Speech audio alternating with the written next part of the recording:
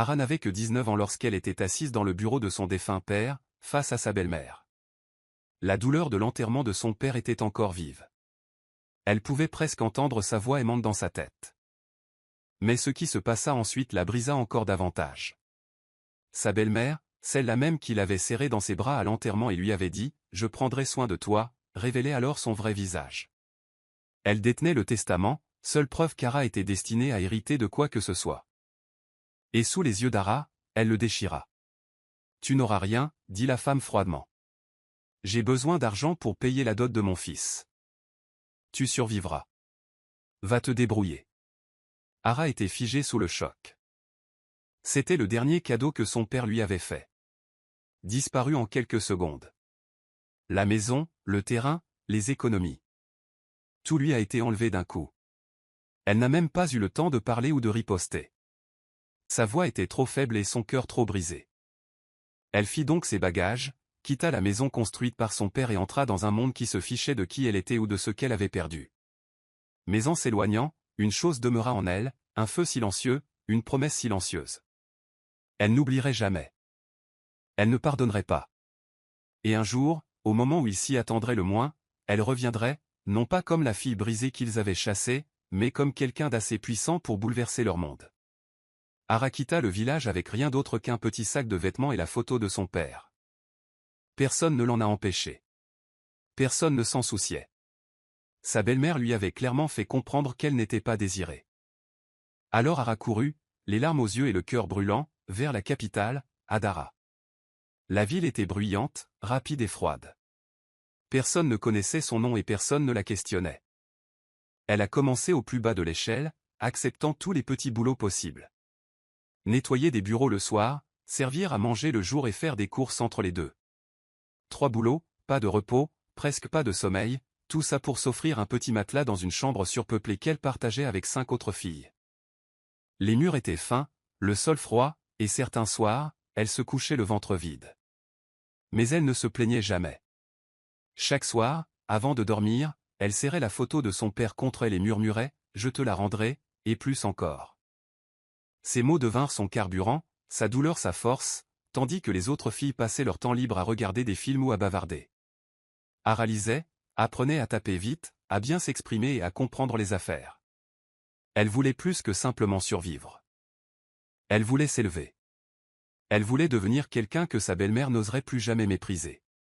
Certaines nuits, elle pleurait doucement dans son oreiller, se souvenant de la vie perdue, du rire de son père, de l'odeur de ses vieux livres, de la façon dont il l'appelait, ma petite futée. Mais ensuite, elle essuyait ses larmes et se remettait au travail. Lentement, ses pas devenaient plus forts, sa voix plus claire, ses yeux commençaient à voir le monde différemment.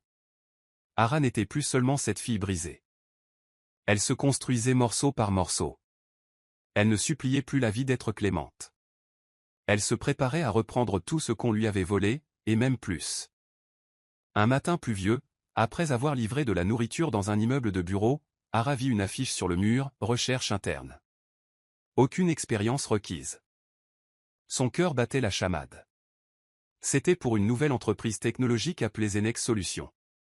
Elle n'y connaissait pas grand-chose en technologie, mais elle savait travailler dur. Sans réfléchir à 2 fois, elle a écrit son nom et son numéro. Le lendemain, on l'a appelée pour un entretien. Le bureau était petit, mais sérieux. Tout allait vite. Tout le monde semblait affairé. Ara resta assise, nerveuse, jusqu'à ce qu'un homme grand et silencieux entre. Il ne souriait pas. Il ne posait même pas beaucoup de questions. C'était Bai Meke, le PDG. On disait de lui qu'il était vif, réservé et qu'il ne perdait jamais de temps. Après l'avoir observé répondre honnêtement à des questions pendant quelques minutes, il la regarda et lui dit « Tu commences demain ». Au début, Ara se contentait de préparer du café, de répondre au téléphone et de classer des dossiers. Mais elle était toujours attentive. Elle écoutait pendant les réunions. Elle restait tard pour apprendre à utiliser les logiciels utilisés par les autres. Elle ne s'est jamais plainte, n'a jamais relâché ses efforts.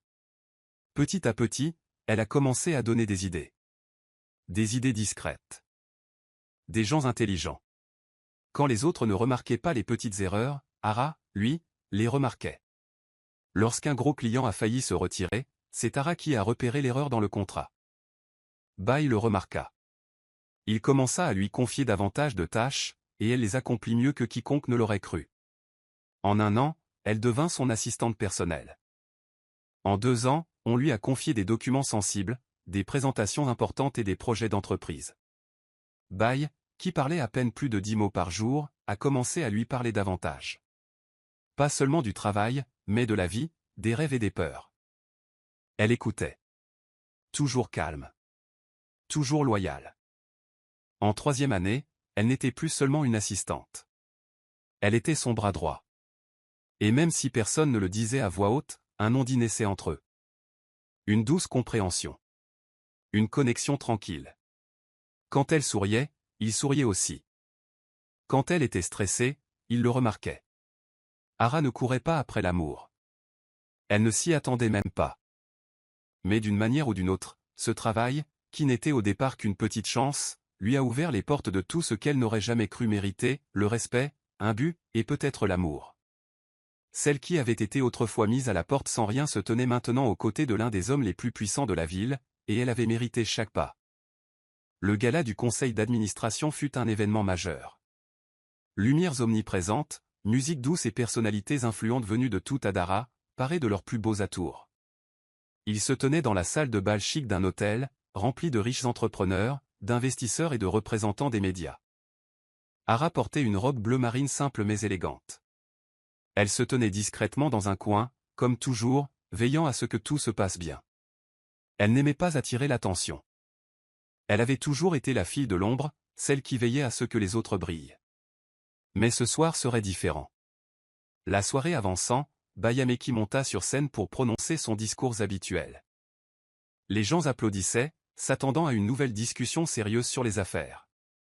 Mais cette fois, sa voix était différente, plus douce, plus émouvante. Il parlait de confiance, de loyauté et de croissance. Il a expliqué que la réussite n'est pas seulement une question d'argent, mais aussi de personnes qui vous accompagnent dans votre projet. Puis il a marqué une pause. Le silence est revenu dans la salle.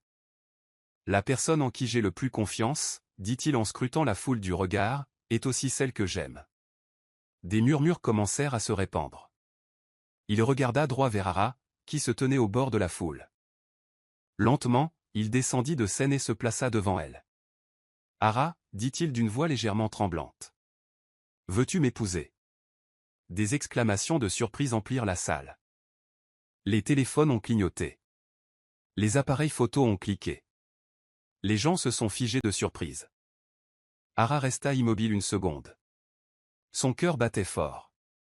Elle regarda autour d'elle, incertaine qu'il s'agisse d'un rêve. Mais c'était bien réel. La même fille qui dormait autrefois par terre dans une pièce bondée était maintenant demandée en mariage par l'un des hommes les plus respectés de la ville.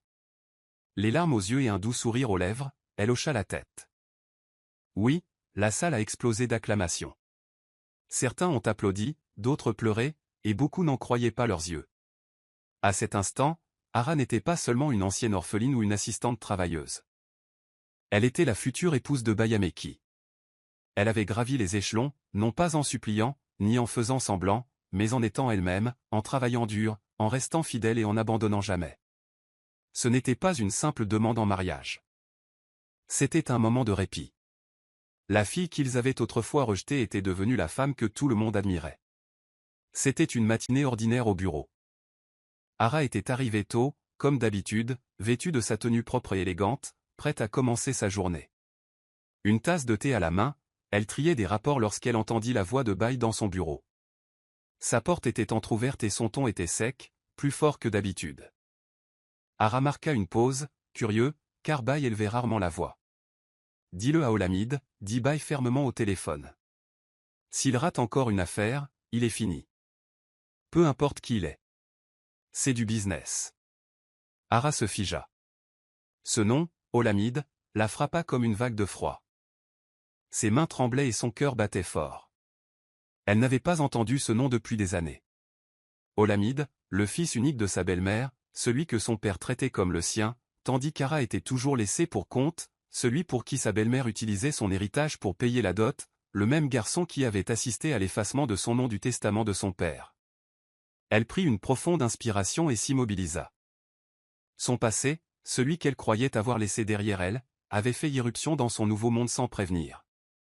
Mais le plus étrange, c'est qu'il ne savait même pas qu'elle était là. Il ignorait qu'elle avait changé de nom. Il ignorait qu'elle était désormais Madame Arahamek, l'épouse du PDG, l'associée du patron, la femme pour qui il travaillait sans le savoir. Ara ne se précipita pas. Elle ne paniquait pas. Au lieu de cela, un petit sourire entendu apparut sur son visage. L'univers l'avait remis sur pied sans qu'elle ait levé le petit doigt. Elle n'avait pas besoin de se venger par le combat. Elle avait déjà le pouvoir. Son silence était désormais plus fort que n'importe quel cri. Olamide l'ignorait encore, mais sa vie allait prendre un tournant qu'il n'avait jamais vu venir. Et Ara, elle, était prête. La même fille qu'il croyait faible avait désormais le pouvoir de décider de son avenir. Ce grand jour arriva comme tous les autres, mais pour Ara, c'était plus que spécial. Ce matin-là, elle s'habillait avec soin, choisissant une élégante robe vert émeraude qui moulait sa silhouette aux endroits stratégiques. Ses cheveux étaient soigneusement coiffés, son maquillage était doux mais puissant. Elle avait l'air d'une femme qui avait le pouvoir.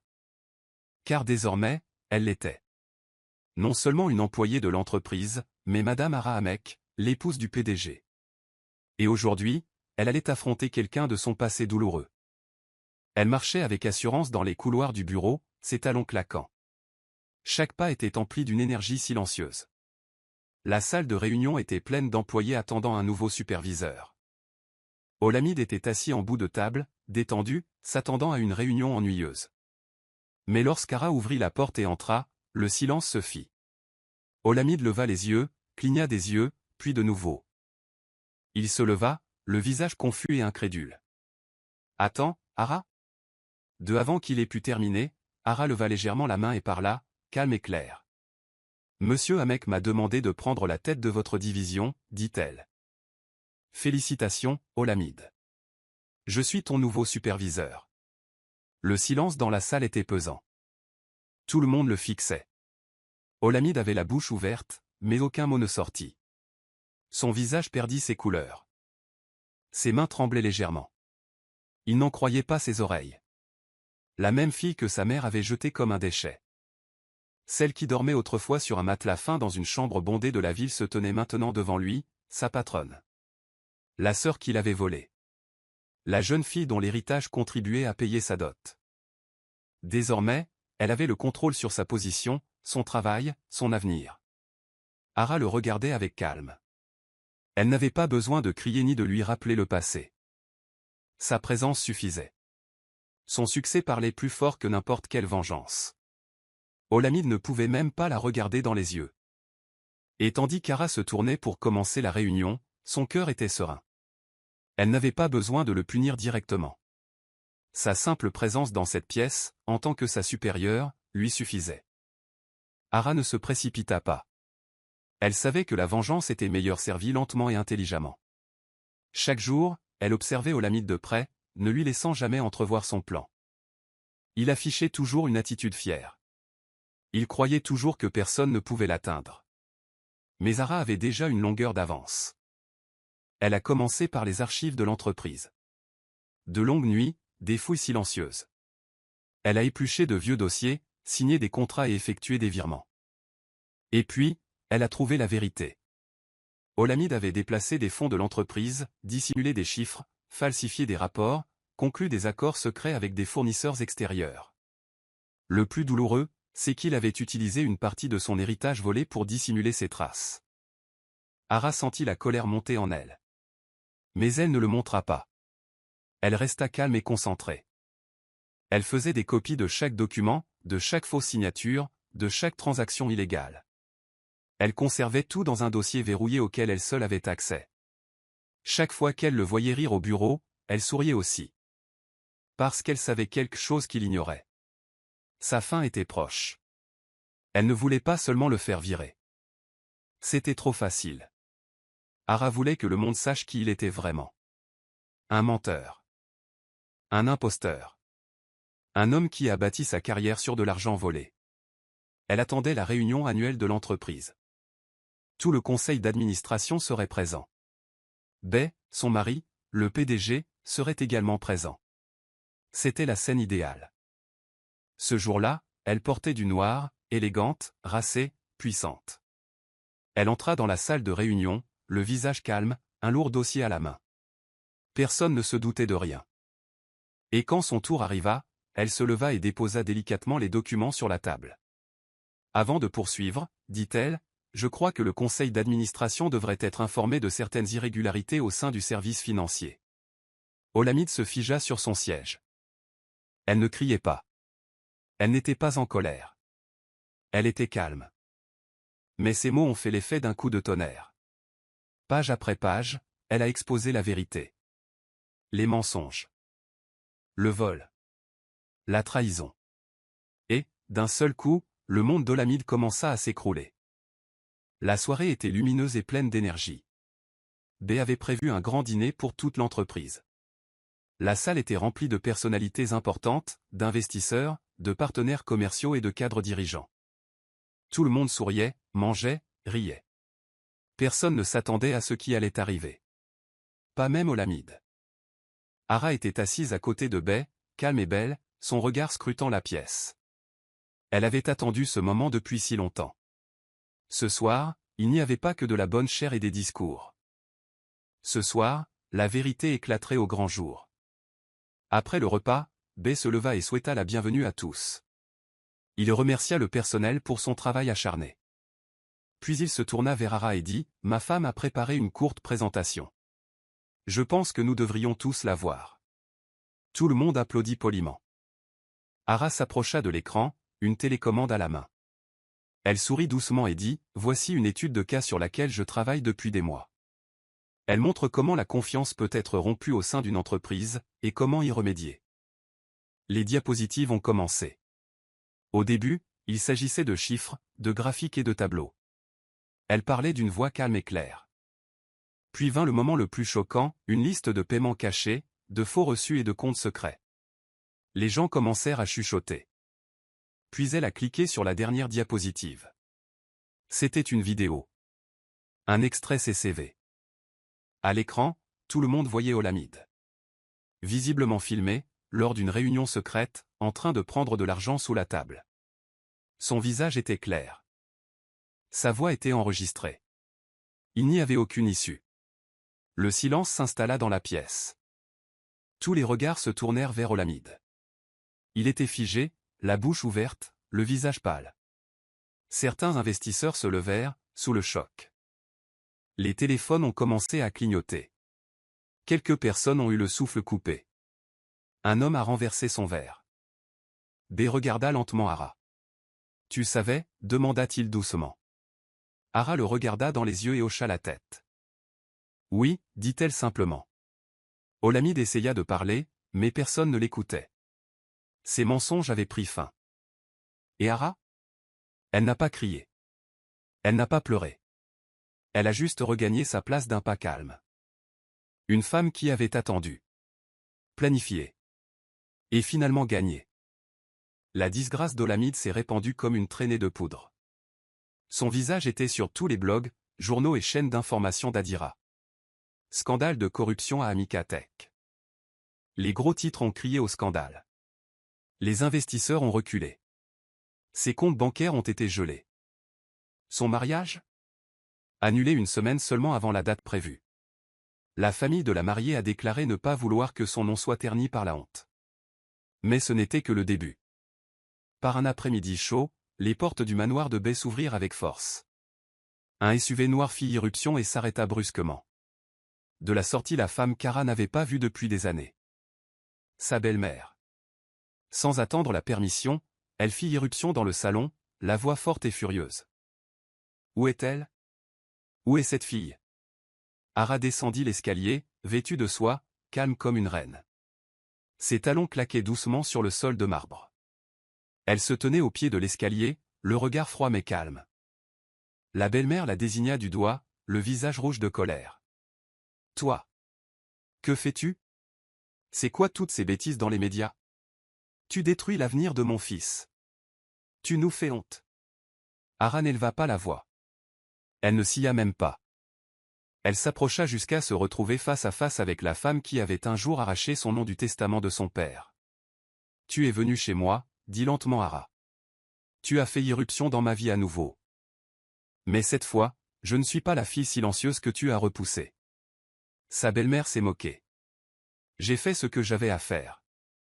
Tu n'avais rien. Tu n'étais qu'une fille. Ara sourit, mais c'était le genre de sourire qui donnait des frissons. Oui, murmura-t-elle. Je n'avais rien. Mais j'ai construit quelque chose. J'ai travaillé dur. J'ai progressé. J'ai épousé l'homme pour qui travaille votre fils. Elle marqua une pause et se pencha légèrement en avant. Et maintenant, ton fils m'appelle maman. Le silence se fit. La belle-mère le fixa, muette. Ara se redressa et se détourna, remontant l'escalier sans un mot. B apparut d'une autre pièce, observant silencieusement la scène. Escortez-la dehors, dit-il au garde. Tandis que la belle-mère était emmenée, son visage exprimait des regrets. Non pas pour ce qu'elle avait fait, mais parce que la fille qu'elle avait autrefois rejetée était désormais intouchable. Ara ne se retourna pas. Elle n'avait plus besoin de vengeance. Elle avait déjà gagné.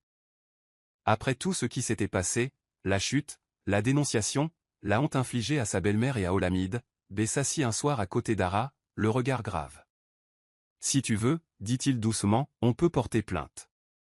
Il t'a volé. Ils le firent tous les deux. Ils devaient payer. Ara le regarda, calme et sereine, les yeux emplis de quelque chose de plus profond que la colère. Non, dit-elle doucement. Je ne me suis pas battue pour les détruire. Je me suis battue pour m'en libérer. Elle pensait chaque mot. Elle avait déjà repris son pouvoir. Maintenant, elle voulait l'utiliser pour aider ceux qui étaient comme elle, perdus, abandonnés et négligés. Au lieu de se venger, elle choisit un but. Ara prit une grande partie de son héritage restauré et créa une fondation au nom de son père, un refuge pour les filles et les jeunes femmes orphelines sans protection. Elle la baptisa la Maison de l'Espoir, et elle devint rapidement l'une des œuvres caritatives les plus respectées d'Adira. Elle rendait souvent visite aux filles, non pas en femmes riches en talons, mais en femmes qui comprenaient leur douleur. Elle partageait son histoire de perte, de trahison, de survie, et leur rappelait qu'elles étaient bien plus que leur passé. La ville les observait avec stupeur. La jeune fille autrefois oubliée était devenue une femme de pouvoir, non seulement par l'argent ou le titre, mais aussi par le cœur. Un jour, lors d'un grand événement pour la fondation, un journaliste lui a demandé « Qu'est-ce qui vous a donné la force de continuer ?»